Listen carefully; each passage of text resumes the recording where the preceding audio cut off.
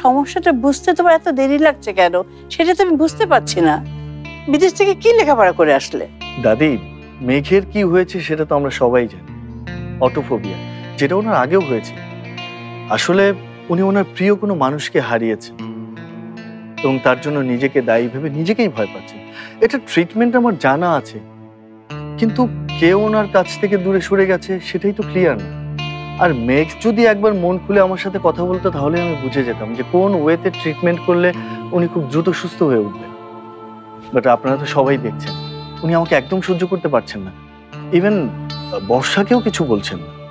রাফিন ঠিকই বলেছে মা।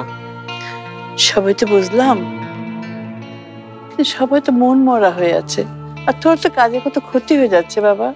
আমার ক্ষতি নিয়ে আমি ভাবছি না মা, শুধু যদি রুমির ক্ষতিটা পুষিয়ে দিতে পারতাম।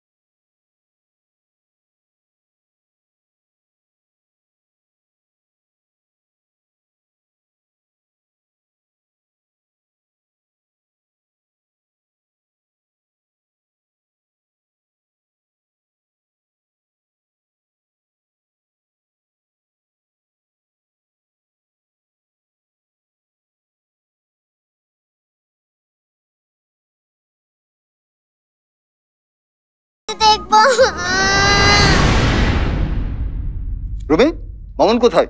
যে বর্ষা মেরেছে। কি ব্যাপার, গরিলা কোথায়? সরি, আমি এখনই আনতে পাঠাচ্ছি, তাড়াতাড়ি পাঠান। রুমি, মামুনকে নিয়ে আসো। মামুন এরকম নাচ শিখলো কি করে? সবে আমিও বলতে পারবো না, আসলে অনেক বাংলা সিনেমা দেখে তো, হয়তো ওখান থেকে শিখেছে। অনেক ভালো হচ্ছে, অনেক ভালো হচ্ছে। সাবাস সাবাস। মামুন, যে নাচ দেখালি না। হাত ছাড়ান, আমি মামুন না।